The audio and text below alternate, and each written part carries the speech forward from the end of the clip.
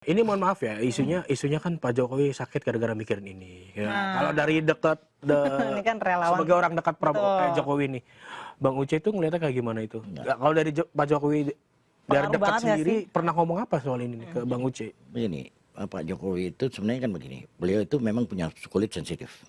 2015 kalau tidak salah beliau pernah bengkak karena makan tongkol. Bibirnya beliau itu pernah bengkak, alergi. Tetapi sebenarnya yang beliau derita saat ini itu yang orang bilang psoriasis.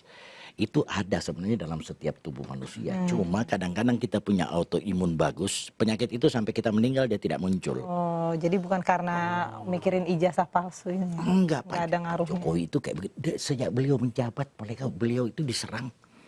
Ya. Dicaci maki dengan ini yang berlebih keras dari ini. Tapi sebenarnya yang bisa menghentikan isu ini bukannya Pak Jokowi sendiri, atau memang Pak Jokowi tidak ingin isu ini berhenti? Iya.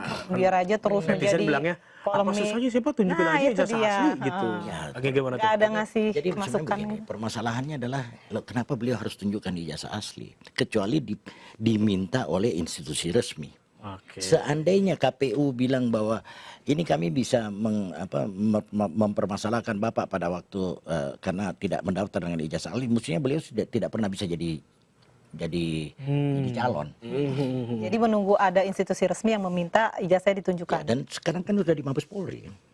Iya, di di Mabes Mabes Polri Polri. Dan hanya katanya Mabes akan Polri, buka-bukaan di pengadilan. Ya, Nanti akan dibuka di pengadilan ya. karena kalau buka sekarang mereka akan terus ini seperti begitu kan. Apakah yakin dengan Pak Jokowi menunjukkan ijazahnya kasus ini selesai? Tapi kalau Abang melihatnya serangan-serangan selama ini baik ke Pak Jokowi, ke Gibran, ini merupakan efek juga dari bagaimana Pak Jokowi seolah-olah nih menjadi penentu arah kebijakan. Banyak yang bilang Pak Jokowi ini Betul. pengaruhnya masih terlalu besar. gitu Jadi kan. kayak semacam ini perlawanan kecil-kecilan buat menggeser pengaruh itu dari pemerintahan Prabowo misalnya. Efektif nggak? Kalau menurut kalian efektif nggak yang dilakukan pihak lawan untuk Masih menunggu waktu sih Bang. Karena kan downgrade peran Pak Jokowi? Masih abu-abu sih. Belum karena ada. kita masih nunggu gimana ke depannya. Ini masih baru setahun kan.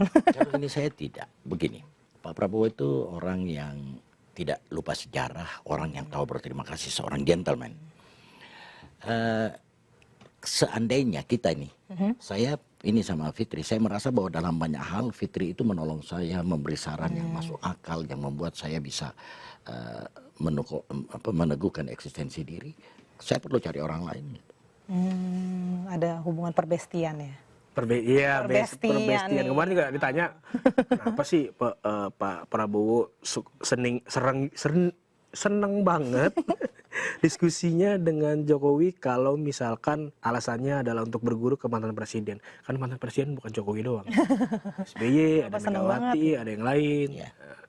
Kalau bahasa Pak Bestari kemarin, mereka kan udah bestie.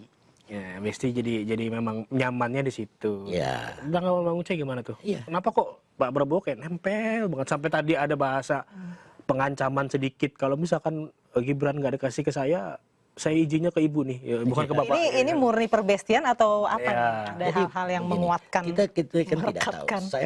Saya meyakini bahwa Pak Prabowo juga berkonsultasi dengan Pak SBY. Pak Prabowo juga berkonsultasi dengan Ibu Megawati.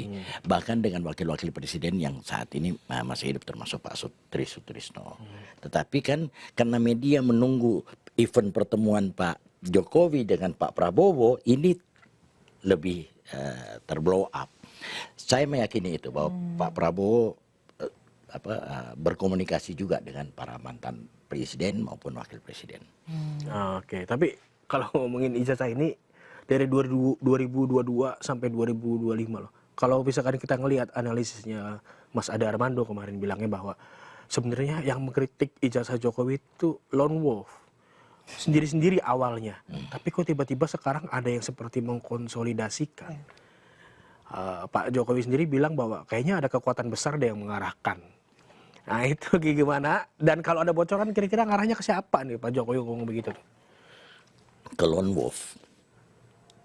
Jadi emang masih Pak Jokowi melihatnya itu adalah kritik dari satu-satu orang? Ya, setiap orang punya pendapat, punya opini tentang sesuatu hal.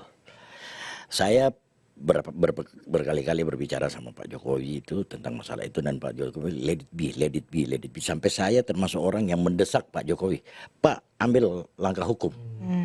Nggak bisa diem aja nih gitu kan. Pak Jokowinya santai ya. Ya, Pak Jokowinya santai, Pak Jokowinya berpikir, Pak, ya itu dinamika demokrasi, negara berdinamika, negara sesantai demokrasi. itu. Tapi karena kami mendesak, sekali lagi Pak Jokowi masih mendengar aspirasi, masih mendengar pendapat relawan, sehingga beliau mempertimbangkan pendapat relawan itu.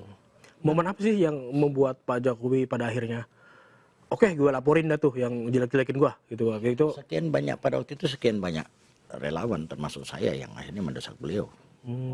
Sampai akhirnya didengar tuh ya. Nah, ya menarikkan kita memberi pandangan, dan akhirnya ya beliau bisa menerima itu. Bang, balik ke 2 periode. Tadi kan Abah bilang idealnya nanti 2 periode itu tetap sama Gibran. Kalau dari sisi Prabowo-nya sendiri yang mau cari kader Gerindra, maksudnya periode berikutnya mau ganti orang nih, apakah dukungan masih kepada Prabowo atau pecah atau mendukung karena ada Gibran ya, aja? atau relawan Jokowi ini ada di gerbong yang mana jika posisinya jika situasi itu terjadi, Prabowo dan ternyata berubah. Gibran putus tengah jalan kalau bahasa anak-anak muda sekarang nih. Gimana tuh? Saya saat ini adalah relawan Pak Prabowo. Relawan Pak Prabowo, pendukung pemerintahan Pak Prabowo Gibran. Patron saya masih tetap Pak Jokowi. Pak Jokowi sekarang sebagai patron. Jadi gimana pun nanti Pak Jokowi tetap mendukung pemerintahan Prabowo, ya relawan ikut walaupun misalnya tidak sama Gibran wakilnya. Saya meyakini bahwa Pak Prabowo akan tetap Pak Jokowi akan tetap mendukung Pak Prabowo. Jadi misalkan Pak Jokowi bilang, oke, walaupun tidak sama Gibran, saya tetap dukung Pak Prabowo. Tegak lurus nih. Tegak lurus. Ini menarik nih, karena kan emang kebanyakan bilang kalau relawan-relawan Jokowi itu cuma dukung Gibran doang nih. Wah, Pak Prabowo sih urusan ini gitu. Gimana tuh? Enggak, saya sendiri punya pendapat begini. Sejak reformasi,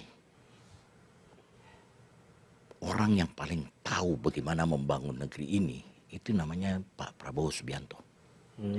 Masalahnya takdir sejarah beliau sebagai presiden kan baru terjadi di 2024. Ya, sebelumnya lawan ya. Ya, jadi di 2024 sebelumnya beliau itu secara ini konsep segala macam beliau paham banget bagaimana mau membangun negeri ini.